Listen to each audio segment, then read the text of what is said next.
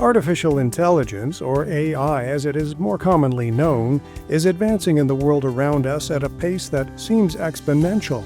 The impacts and potential of AI affect everyone, including, and in some cases more so, someone with a disability. And the realm of AI is more expansive than just screen readers and text-to-speech technology, both of which have been commercially available for decades. From smart eyeglasses and self-driving cars to AI-assisted walking canes. If you or someone you know has a disability, the world of AI is ushering in a new frontier of opportunity. The question is, how will we as a society both manage and avail ourselves of this opportunity?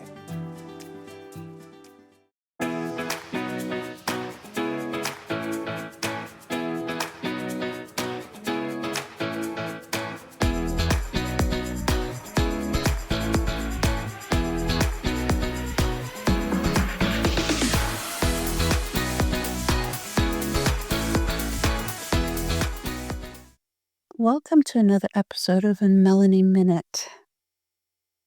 What are your thoughts about AI, artificial intelligence?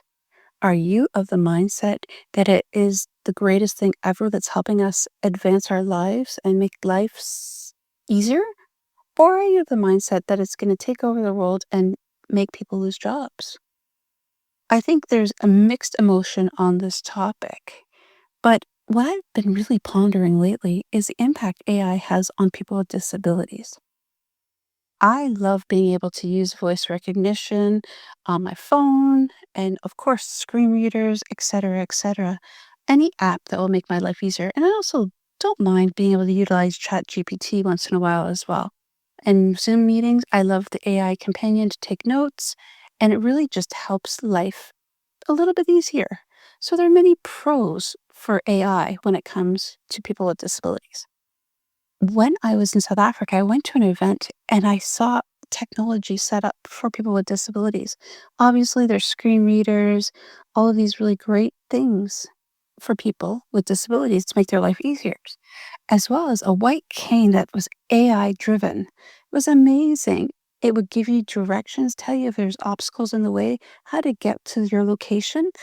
So if I'm walking down the street and I'm going to the Starbucks at the corner, it's telling me which way to go and if there's anything in my way. It was great. Even when you go into the Starbucks, it'll read the menu to you. This was fantastic because I hate always asking what the specials are. But I thought this was amazing and my life would be so great if I had it until they told me the price. Now in South Africa, it was 24,000 South African rands, which works out to approximately $2,000 to $2,500 Canadian. That's a lot of money, especially for when my white cane cost $27. Which one am I going to go with? So AI does have some barriers for people with disabilities because I'm privileged. I have access to a smartphone, to a computer with software that talks to me. All of this stuff costs money. For people who are underemployed as individuals with disabilities, they don't have extra money to be able to afford a smartphone or a computer with all the assistive technology on it. So again, cost is a barrier when it comes to AI. Yes, I know there's free apps, but if you don't have the device to use the apps on, that is a challenge. Secondly, how many of you have your face recognition not recognizing your face? For me, it never says, oh, no, not recognized, because I'm not holding it at the right angle. What if you have an abnormality or a facial disformation? What happens then? Again, similarly, Siri sometimes doesn't understand what I say. My husband always jokes, it doesn't understand your accent. And that made me think about it for a second. When AI is created and different things, what voices are they using? What languages are they using? Yes, we have the option to change languages. But if somebody has a thick accent and Siri or other AI devices may not understand, is it fully inclusive? I was really pondering all of this and thinking, okay, so AI is definitely here to stay. And if anything, it's going to get more use as the years go by in different ways. And it does have its benefits. But what can make it universally inclusive for all? Well, that's of course by having diverse voices at the table. When they're creating AI, are they consulting people with disabilities? Are they using people with different voice types and accents? Is it inclusive? And if not, why not?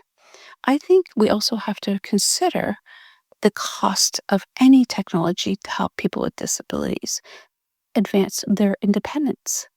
There needs to be more programs like ADP assisted device program that gives a discount for devices for individuals with disabilities every 5 years. This would be amazing, but we also have to recognize that AI is here to stay, and it can definitely be a plus, a pro for many areas for people with disabilities to help empower independence.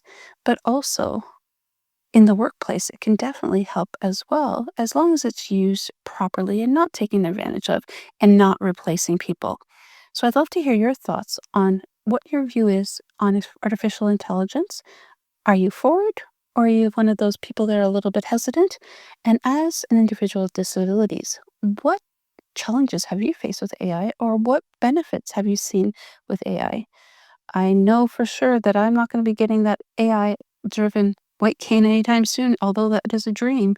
But for sure, knowing it's out there is pretty amazing. Until next time.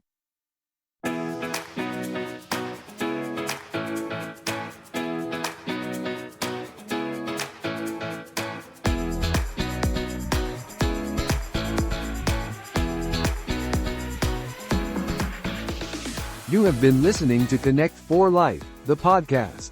Connect for Life is a Canadian-based registered charity committed to eliminating barriers for people with disabilities. Visit connectforlife.ca and join us in helping people with disabilities become the champions of their growth stories.